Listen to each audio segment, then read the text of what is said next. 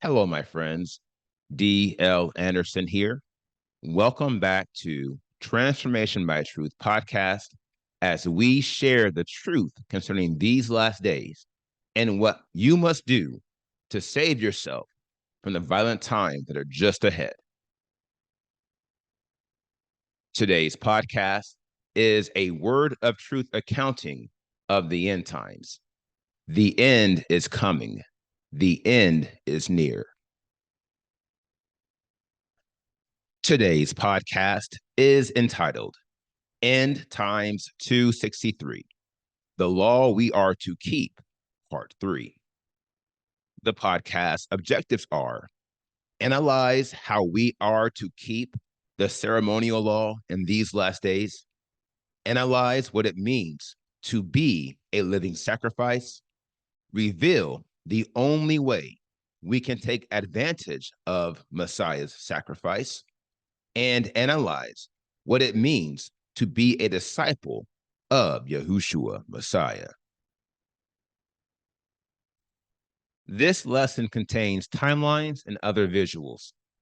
Therefore, if you are listening to the podcast, I advise you to watch the video version on our website or YouTube, or request a PDF of the lesson so you can add the visual effect. We are the sacrifice. Now, we concluded the most recent podcast by revealing the three primary facets of the law of Moses that we are to keep in these last days. These are the elements of the law that have persisted, and they are now precepts within the Torah of perfection. If you recall, these three elements are the moral law, the ceremonial law, and the judicial law. We address the moral law in the last section in the most recent podcast. From now, we must analyze the remaining two elements of the law to understand, at the high level, the ordinances we are to keep to obtain the seal of Elohim. Commencing with the ceremonial law, this element refers to all the ceremonies and rituals authorized by Elohim and only Elohim. We are not talking about traditions. We are only talking about those ceremonies Elohim commanded the former nation to guard.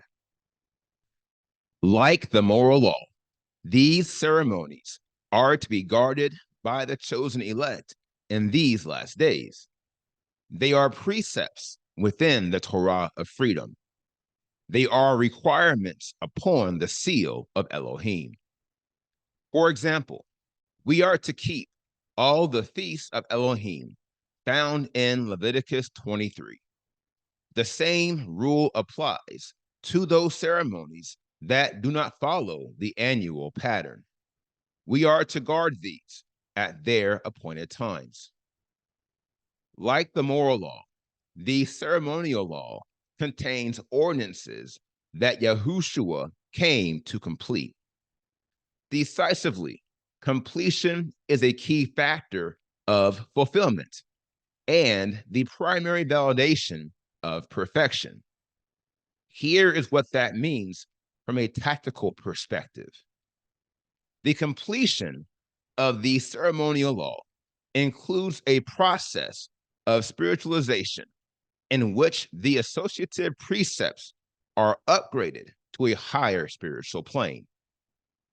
It is upon this plane that spiritual meaning can be realized and actualized by those who are of the same spirit of Yahushua Messiah, who, through his fulfillment of the law, became the causer and the finisher of our faith. Lo, this speaks to a particular order of the ceremony of sacrifice, namely the spiritualization of the order in which we do not offer sacrifices to Elohim per the law of Moses. Brothers and sisters, We are the sacrifice after the spiritual order of Yahushua Messiah. Chiefly by presenting our bodies as a living sacrifice unto Elohim, we fulfill the ceremonial law.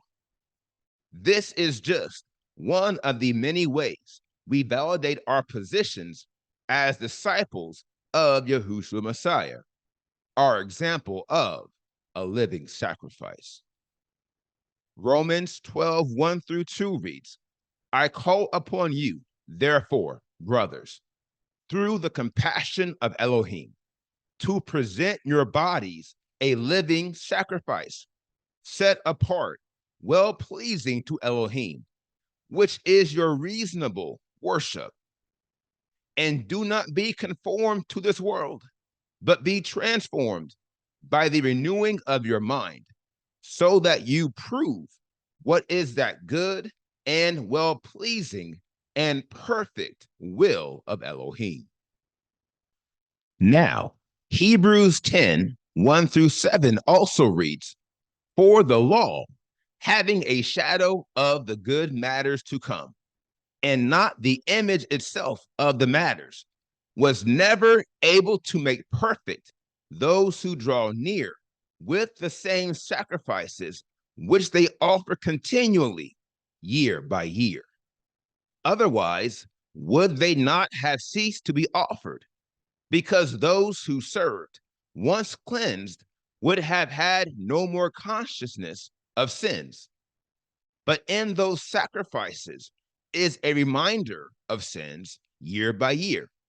For it is impossible for the blood of bulls and goats to take away sins. Therefore, coming into the world, he says, sacrifice and offering you did not desire, but a body you have prepared for me. In ascending offerings and sacrifices for sin, you did not delight. Then I said, see, I come. In the volume of the book, it has been written concerning me to do your will, O Elohim. A living sacrifice. My Elohim, what powerful words of truth. Beginning with Shaul's address to the Romans, we see clearly how the focus of the Torah of freedom is the spiritual model of the living sacrifice. In effect, we will neither obtain freedom from the devastating effects of sin, nor the upshot of perfection unto everlasting life if we do not present our bodies as a living sacrifice. It's a classic non-starter. Now, here's the question. What does it mean to present your body as a living sacrifice? The answer, guard the Torah of perfection. We know this because Yahushua Messiah, i.e., the perfect man, is our example. And thus, our lives must be a reflection of his life. This is how we validate our positions as his disciples. Here's the next question. How can you be a disciple of Yahushua Messiah and not guard his commands? The answer, it is impossible, for one cannot be a disciple if he or she refuses to follow the commands of his or her master. Lo, this speaks to a crucial aspect of discipleship that many within the religious circuit do not consider. And yet, they should consider it, for many have committed blasphemy due to their lack of knowledge on this wise. Here is how. The goal of discipleship is that the disciple, although not greater than his or her master, should be like his or her master. As Yahushua Messiah, our master, was indeed a perfect man. He has given us the Torah of perfection, such that all his disciples, like him, may be perfect in their execution of the Father's will. Luke 6:40 reveals, a disciple is not above his master, but everyone that is perfect shall be like his master. These words, spoken by Yahushua Messiah, confirm my earlier assertion that the goal of discipleship is that each of us should be as Yahushua Messiah, while realizing that we will never be equal to him or above him. Now, the next question we must ask is sure. Besides his perfection, what is the second most prominent way Yahushua Messiah demonstrates his adherence to the will of Elohim? The answer, by his sacrificial death, in which he gave his life as a ransom for many. Matthew 20:27-28 reads, and whoever wishes to be first among you, let him be your servant, even as the Son of Adam did not come to be ministered unto, but to minister, and to give his life as a ransom for many. Philippians 2:5-8. For let this mind be in you, which was also in Messiah Yahushua, who emptied himself, taking the form of a servant, and came to be in the likeness of men. And having been found in fashion as a man, he humbled himself and became obedient unto death, death even of a stake. Now, Isaiah 53:1-12 also reads, saying, who has believed our report? And to whom was the arm of Yahuwah revealed? For he grew up before him as a tender plant and as a root out of dry ground. Truly, he has borne our griefs and carried our sorrows. He was wounded for our transgressions. He was crushed for our iniquities. The chastisement for our peace was upon him, and by his stripes we are healed. We all, like sheep, have gone astray. Each one of us has turned to his own way, and Yahuwah has laid on him the crookedness of us all. He was oppressed and he was afflicted, but he did not open his mouth. He was led as a lamb to the slaughter, and as a sheep before its shearers is silent, but he did not open his mouth. And he was appointed a burial site with the wrong and with the rich at his death, because he had done no violence, nor was deceit in his mouth. But Yahuwah was pleased to crush him.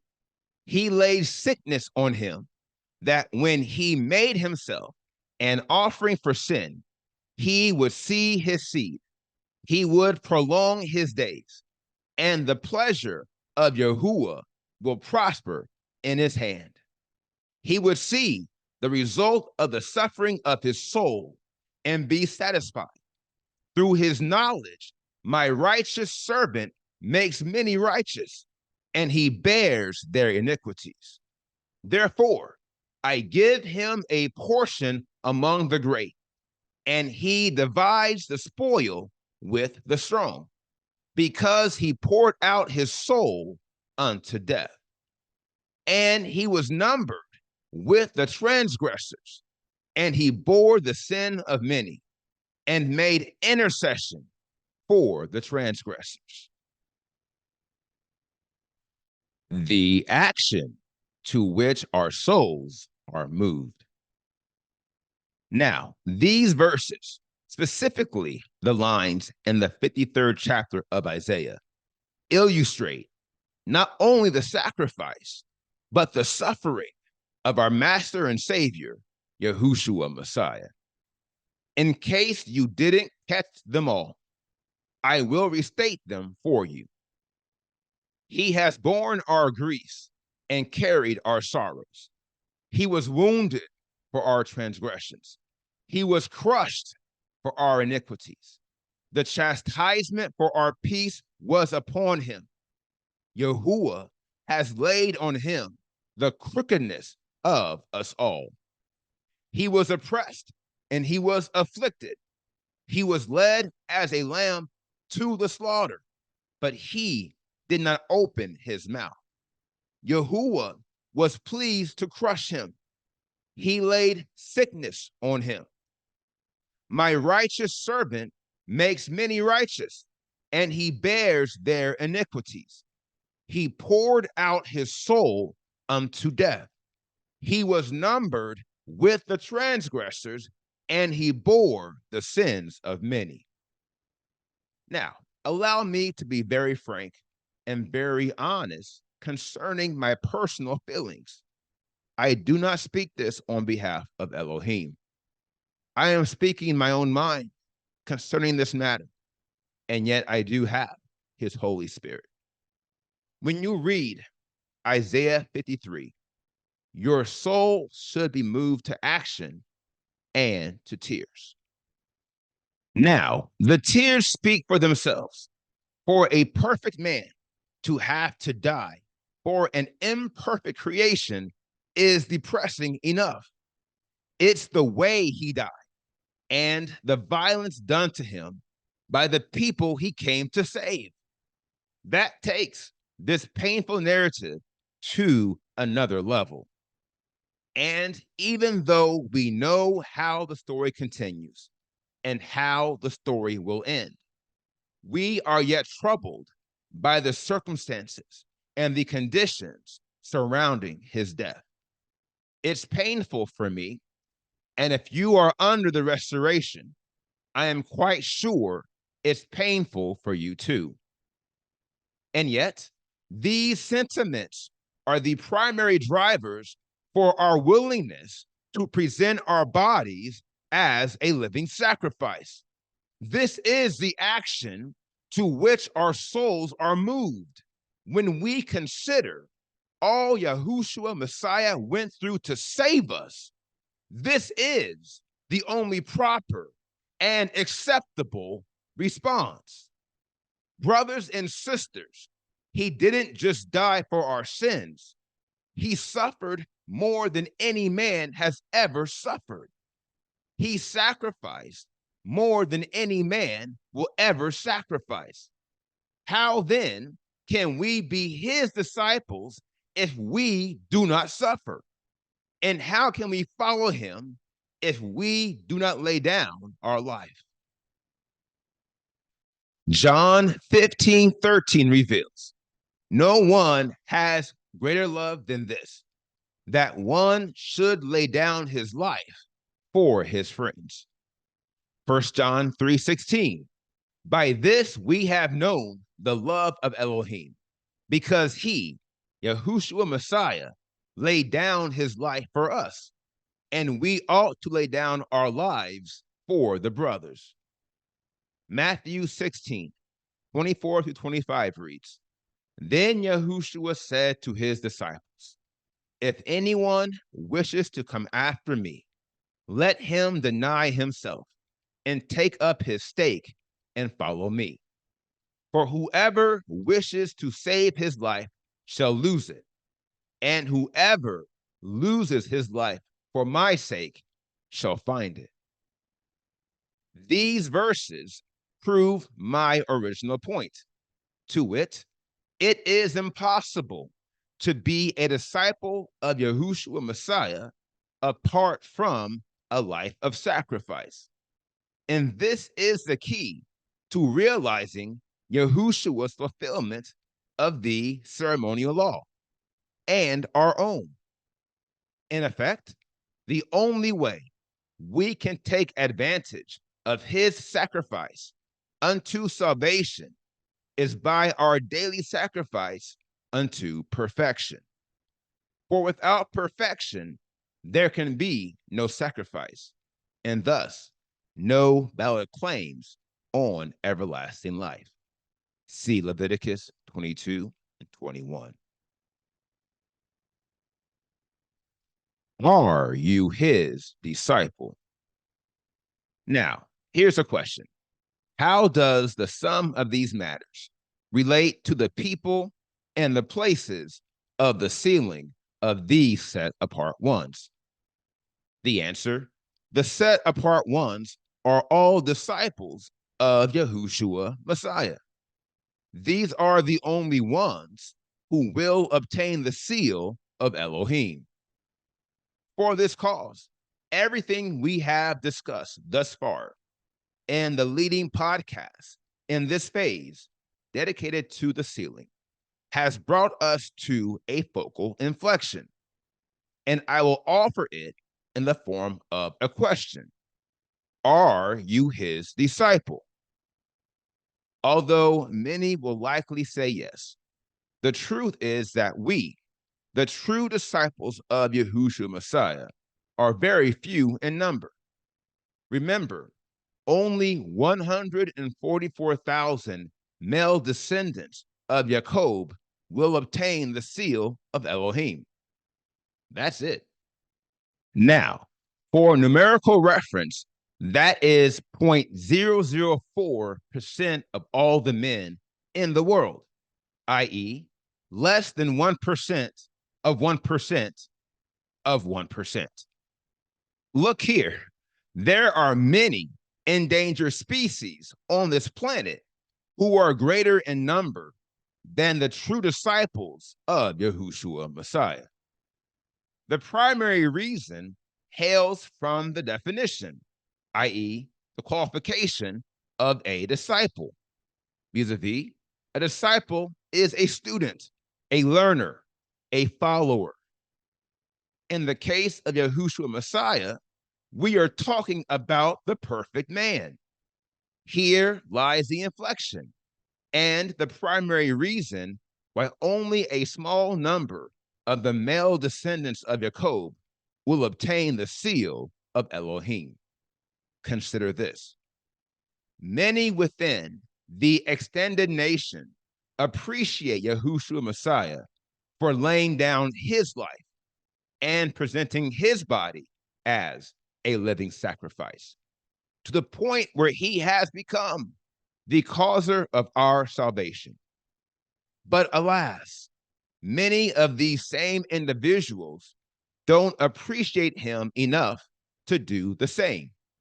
They don't love him to the point where they will take up their stake and follow him while presenting their bodies as a living sacrifice. What these individuals fail to realize is that this path of sacrifice is the path into everlasting life. Remember, the spirit of Elohim is given to us at the request of Yahushua Messiah.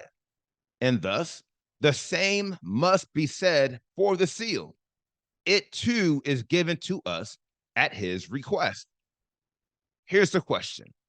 Will Yahushua Messiah surely give the seal of Elohim to those who refuse to be his disciples by following his example? The answer, of course not. And after considering all he suffered, it would be irreligious and insane to consider otherwise.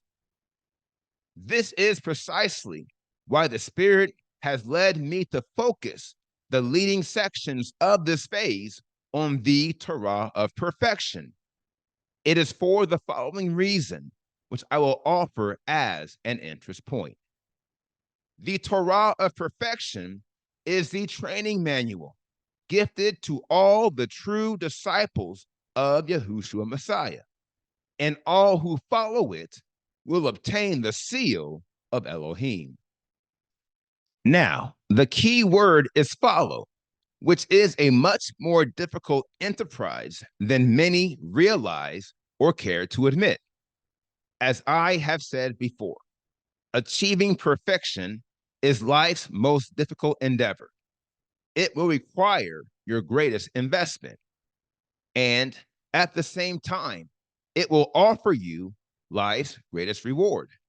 It will afford you the treasure of everlasting life. Truly, scriptural theology could support no other way. And those of us who truly love Yahushua Messiah would have it no other way.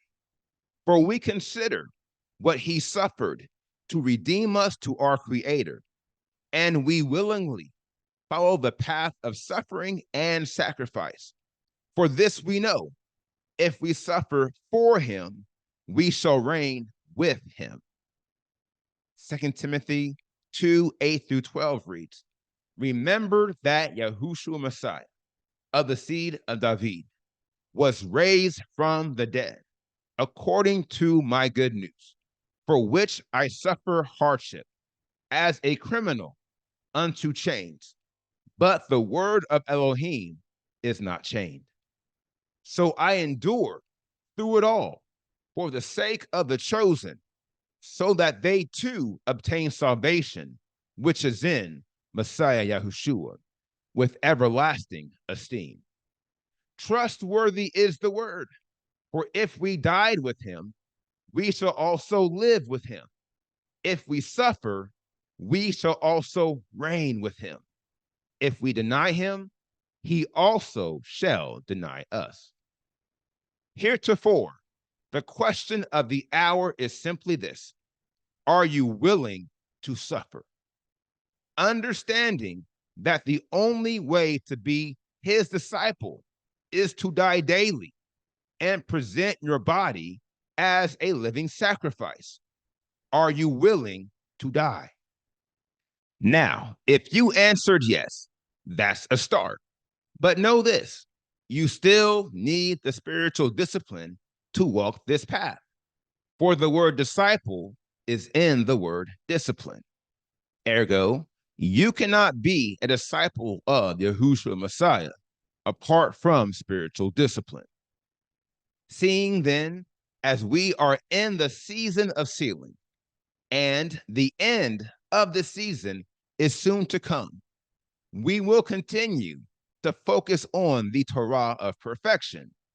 For it is by the Torah of perfection that we achieve the spiritual discipline to become disciples of Yahushua Messiah. Truly, my dear friends, this is not the will of man. Rather, this is the desire of Elohim. And thus, I will leave you with these words spoken by Peter, confirming that our suffering is indeed the Father's will and our personal fulfillment of the ceremonial law. 1 Peter 4:1-2. Therefore, since Messiah suffered in the flesh, arm yourselves also with the same mind, because he who has suffered in the flesh has ceased from sin, so that he no longer lives the rest of his time in the flesh for the lust of men, but according to the desire of Elohim. Now, here is the final word. I will follow where he leadeth, and I will pasture where he feedeth. The primary reason why many of us came out of Christianity to embrace the restoration message is because of the persistent absurdity of discipleship within the church circuit. Plainly speaking, the vast majority of all believers in the church circuit don't look anything like the man they claim to follow, and their spiritual lives are in complete contradiction to most everything they claim to believe. The sad reality is we are witnessing the same absurdities within the restoration movement. Alas, there are many within the extended nation of Israel who don't look anything like Yahushua, Messiah. The reason why is sure.